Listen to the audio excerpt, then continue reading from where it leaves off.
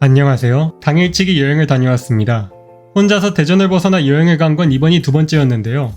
별 이유가 있는 건 아니고 제 채널을 보면 아시겠지만 소설이나 게임 정리뿐 아니라 가끔씩 제가 이야기를 만들어서 가져오기도 하잖아요.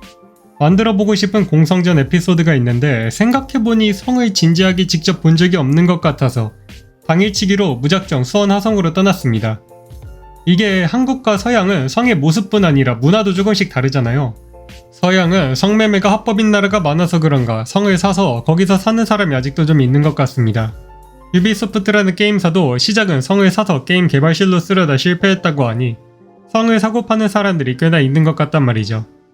반면 한국은 기본적으로 성매매가 불법인 것도 있지만 이게 합법이 되어도 쓰나?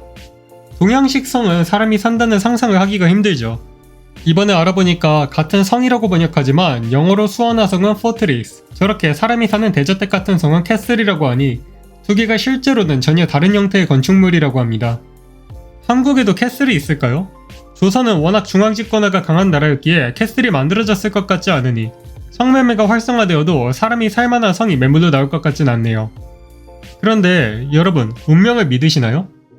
이 여행이 원래는 6월 13일 목요일에 갈 예정이었습니다. 그런데 갑자기 이빨이 깨지는 바람에 목요일에 치과에 가서 일을 때우고 14일 금요일에 출발하게 되었는데요. 이거 다 빌드업입니다. 잡소리를 하다 보니 대전역에 도착했습니다. 대전역에는 그 유명한 성심당이 있다 보니 외부인은 굳이 다른 빵을 먹을 일이 없지만 문득 고개를 돌려보니 글로리아 빵집이라는 작은 빵집이 있길래 들어가 봤습니다. 성심당하고 뭐가 다른지 보는 것도 재미있을 것 같기도 하고요. 그런데 빵 가격이 상당합니다. 크림빵 2개 1,000원, 단팥빵 2개 1,000원, 교차 선택 가능. 야, 성심당 빵과 비교해보면 재밌을 것 같아서 일단 크림빵, 단팥빵 아침으로 하나씩 산 뒤에 성심당을 지났죠. 그대로 기차역에 들어갑니다. 여기 들어가니까 다음 기차가 10분 남았더라고요. 변수가 많죠? 이게 충동여행이에요. 금요일 아침 일찍 기차를 기다리고 있자니 되게 재밌는 경험을 할 수 있는데요. 제가 서 있는 곳은 사람이 하나도 없는데 저기 길 건너편을 보면 사람들이 바글바글하죠? 신기하다. 뭐지? 그렇습니다. 길이 여기가 아니었습니다. 급하게 다시 올라서 기차로 들어가는 모습이고요. 빵은 맛있었습니다. 크림의 양이 적은 편이긴 하지만 오히려 이쪽이 과하지 않아 좋다고 할 수도 있게 적당한 양이었으니 이 가격으로는 어디서도 먹기 힘든 퀄리티였고요. 사실 1,000원에 배부르게 식사하는 건 한국 어디서도 힘들잖아요?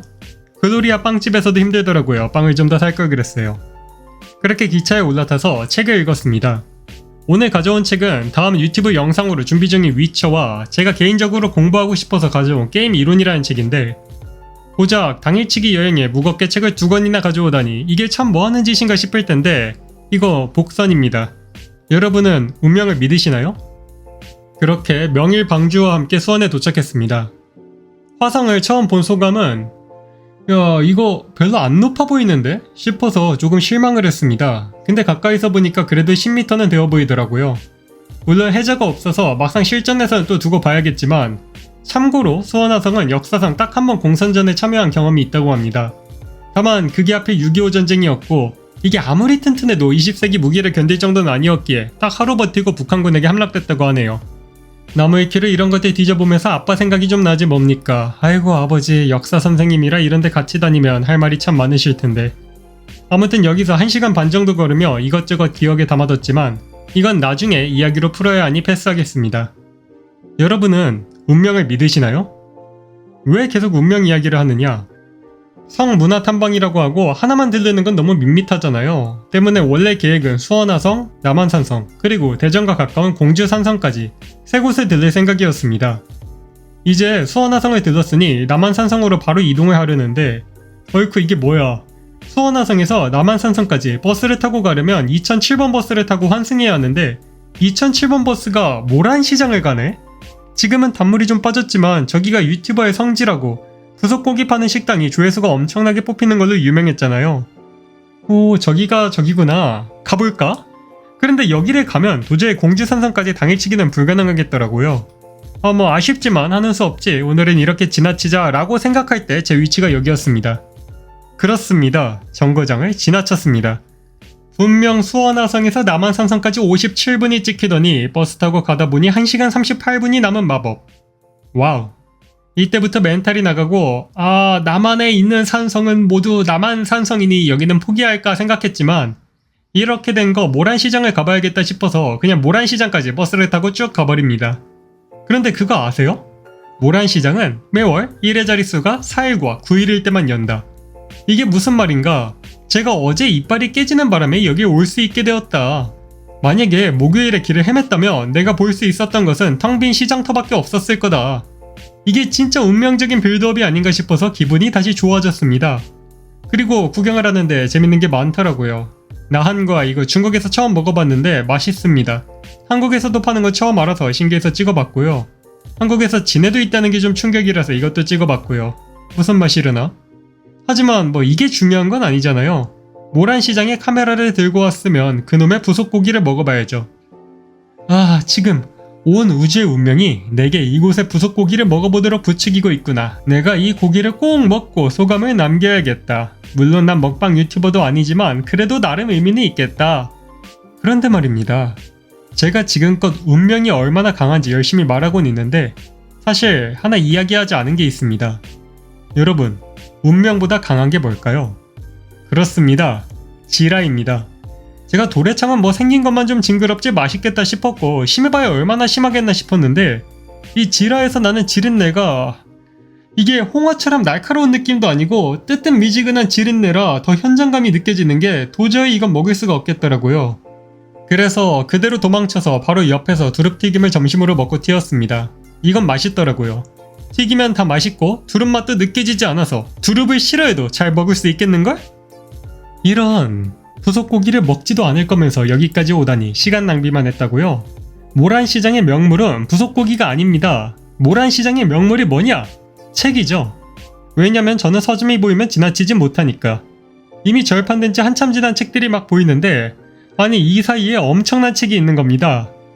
소년 월드컵! 우와! 이게 뭐냐고요? 소년 월드컵이라고!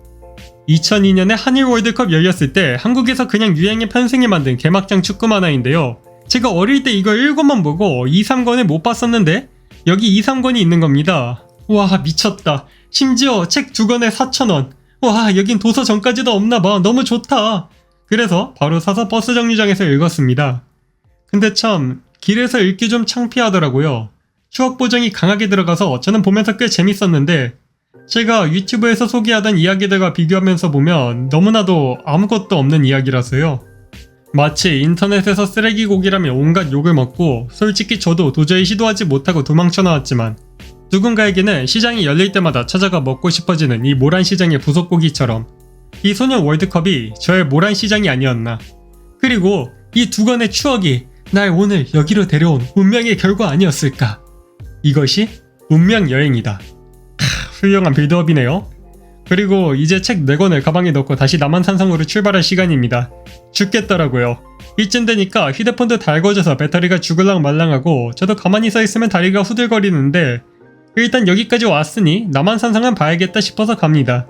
2,000원 내고 행궁 구경 간단히 하고 행궁은 참고로 왕이 묵었으면 다 행궁이라고 하네요. 병자호란 때 왕이 여기 있었죠. 그리고 남한산성에 명물이 하나 있죠? 바로 도서관입니다. 네, 도서관은 지나칠 수가 없더라고요. 그리고 여기서 아주 운명적인 책을 만납니다. 전사들.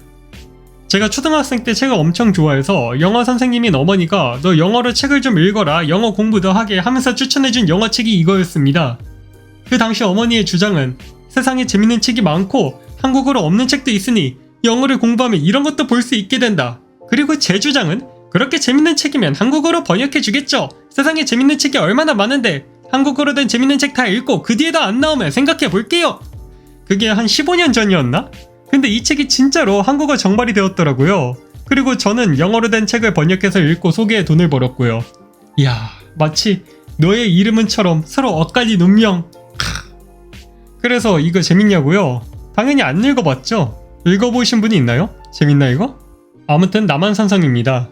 남한산성도 수원화성처럼 가장 유명한 공성전이 패배로 끝나서 좀 멋이 없긴 한데 사실 조선이 진 거지 성이 진 건 아니죠. 청나라도 점령은 때려치고 안에서 다 굶어 죽을 때까지 고립시켜서 잡았으니 성은 세고 주인이 약해서 졌다고 생각하겠습니다. 아무튼 이 녀석은 왜 성을 안 보여주고 길만 걷고 있을까요? 이게 진짜 골 때리는 게 분명 남한산성 관광 코스라고 해서 산길이 있더라고요. 여기가 꽤 무서웠습니다. 둘이 나란히 걷기 힘들 정도로 좁은 길에 사람이 한 명도 없고 가끔 부스럭거리면 뱀인가 싶어서 좀 놀라고 벌레는 진짜 세 걸음마다 손부채를 하지 않으면 얼굴에 달라붙을 정도로 많고 야 힘들다. 남한산성은 어디서 볼 수 있지? 그렇게 1시간 걷고 나니까 밖으로 나왔습니다. 뭐 여기 어디요? 이만큼의 길을 걸어서 나왔어요. 아마 길을 잘못 들었나봐요. 와 그럼 다시 1시간을 걸어서 돌아가야 하나? 이번에 오르막인데 남한산성은 영화도 잘 나왔는데 그냥 영화로 보면 안 되나? 그래서 집으로 돌아갔습니다. 진짜 아찔했던 게 기차역에 도착하자마자 표부터 예매했거든요. 이거 보이세요? 거기서 남한산성을 꼭 봐야겠다고 돌아갔으면 집에 못 가는 거였어요. 와 아슬아슬했다. 그리고 사진 찍는 동안 이것도 매진이 났습니다. 다행히도 버스는 표가 있어서 기차 타면 1시간 반 거리였는데 2시간 40분 걸려서 집으로 돌아갔습니다. 그렇게 여행은 끝이 났습니다. 뭔가 되는 게 하나도 없었던 것 같지만 재미는 있었습니다. 아무것도 없는 산길에서 혼자 헤매는 경험? 이것도 되게 귀한 기억이라고 생각하고 안 그래도 다음엔 더 잘하겠죠 뭐. 아니 하람님 근데 지금 성을 3개를 본다고 해놓고 하나밖에 못 보고 왔는데 이딴 게 왜 성문화죠? 어그로에 책임감이 없지 않습니까?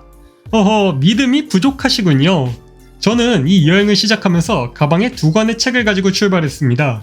그런데 돌아오는 길에는 책이 4권이 됐다. 책 둘이 한 방에서 오랫동안 시간을 보냈더니 책 4권이 되었다. 이것이 성문화다. 이렇게 모든 복선을 회수하며 영상을 끝내겠습니다. 유튜브를 시작하고 난치병에 걸렸습니다. 그래서 이거 영상각 나온 병인데요. 게임을 하든 소설을 읽든 이걸로 영상을 만들 수 없다면 뭔가 의욕이 안 생기더라고요. 성을 한번 보고는 싶은데 이 병 때문에 나갈 수가 없어서 영상을 만들기로 결심을 하고 뛰쳐나왔습니다. 그래서 아마 여행 영상이 더 있진 않을 거예요. 애초에 여행을 자주 가지도 않고요. 다만 이제 이번 여행에서 비용이 한 5만원 들었거든요. 교통비가 36,000원, 나머지가 식비. 조회수 5만 넘으면 날 선선할 때 대전에서 공주산성까지 걸어가기 영상 남기겠습니다. 가능성은 없네요. 영상이 마음에 들었다면 구독과 좋아요를 응원해주시고 저는 위쳐로 돌아오겠습니다. 그럼 안녕.